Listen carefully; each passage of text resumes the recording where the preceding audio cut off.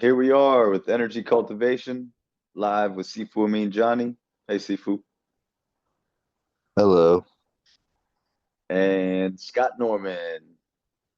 What's Hey up, Scott? guys, how's it going? And of course, you got me here, Coach Reza. All right, Scott, we got some great questions today that we want to address. And I wanted to see if Sifu Amin Jani could give his perspective. Do you want to go ahead and take it away? Yeah, so I think today we're going to talk about virtues, um, and how that affects life and, you know, what virtues are, what anti-virtues are, and how that relates to life. Um, so, I mean, what do you consider to be the most important human virtues that we have today? Most important human virtues that we have today.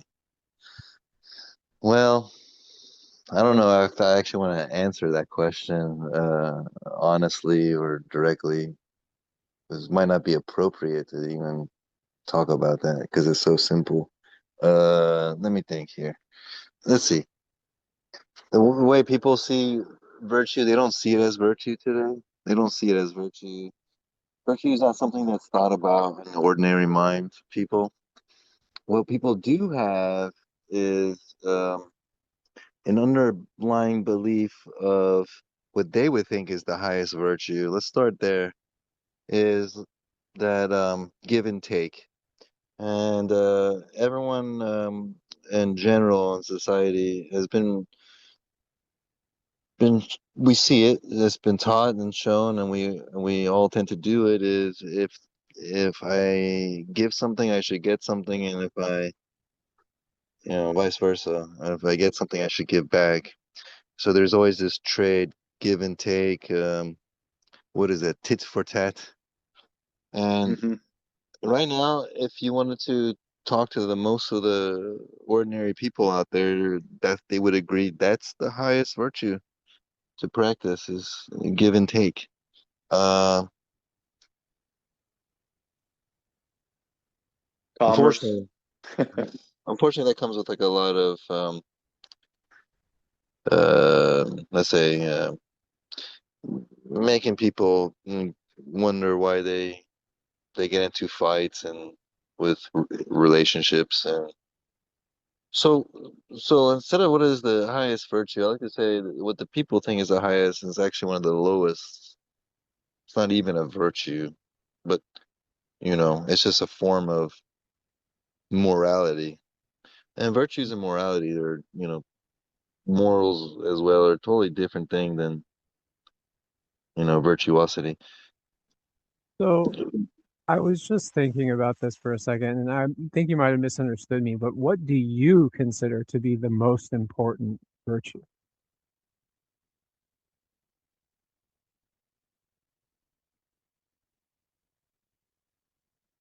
It won't be in the list of virtues, but it comes down to self-preservation in the most primal way possible, which means one has to be 100% responsible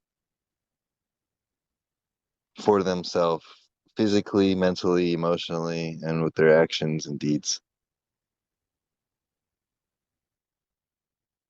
So that boils down to responsibility being the greatest virtue in your opinion.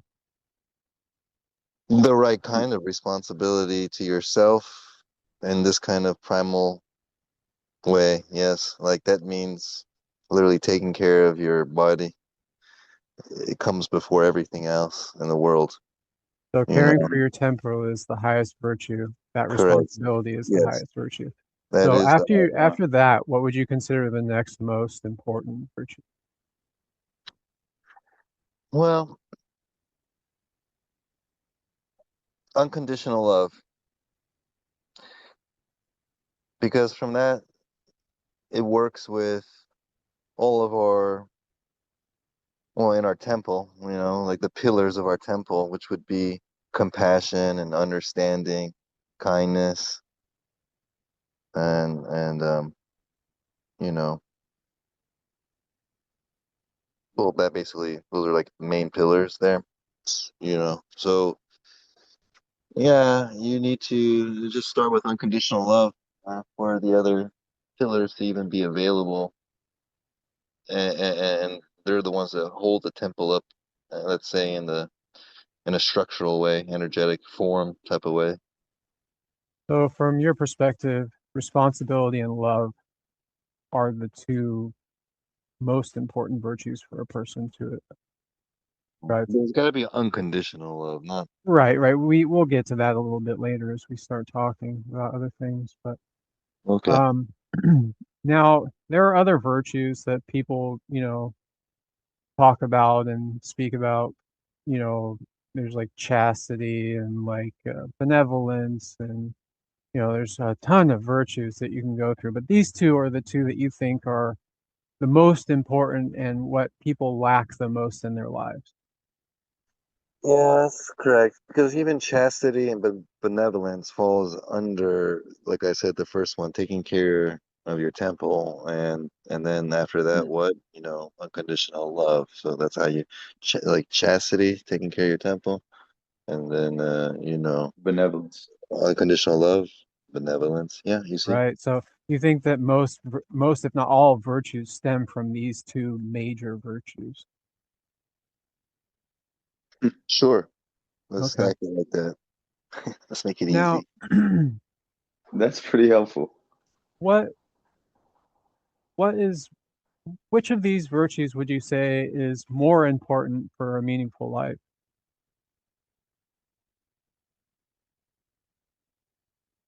For a meaningful life, this is a difficult question. A meaningful life could be a double-edged sword, that question. Because one, is it a meaning life for yourself, or is it a meaning life for the world? Who are So, you living for? yes, who are you living for? What are you living for? Is something that matters when answering a question like that, because that takes self-analysis. A person has to know what they want and where they're going before they can get there. And Mhm. if someone wants to do for themselves, then it's like what we were talking about before. If they want to do for the world, that also helps because you're doing that for the world. It's actually the higher route is better. But if you're saying more practical in the way that people are here, they just need unconditional love. They don't need to even care about their temple so much. They just need to unconditional love. Yeah. Yeah, I Mm. think I agree with that. That love is the top of that pyramid for happiness index. Um, so how do you think we can develop things like responsibility, love, and other virtues? There's lots of people who will try and Well, kind of not to like force interrupt, not to things, but interrupt, not to interrupt. That word right there you use, responsibility, that's the answer to this question. To the development question. How to? Yeah, sorry. I didn't mean to cut you off there. My bad. But you like literally said responsibility. How do we develop responsibility? Well, you don't really develop responsibility. You either are or you're not. Mm. And that's all this there would is come to it. back to choice then. Yeah, Yeah. free will. So there's a lot of people that, you know, virtue signal or practice virtues just for the optics of it. What's the difference between practicing virtues for people to see rather than practicing quietly for yourself? Well, what people don't really think about is that okay, first of all, we're using the word virtue here as our main reference of the subject we're talking about. But what is the opposite of virtue? It would be anti-virtue or sin, correct? Yeah, or in more of the Or Buddhist and Taoist they call it, or Hindu they call it karma. Sure. But the modern day use of karma is not the same as the old way of saying it, because karma, good mm, karma, bad karma, there's no such thing as good karma, and karma is not even bad itself. It is a mechanism. so to speak. Like anything else in this universe.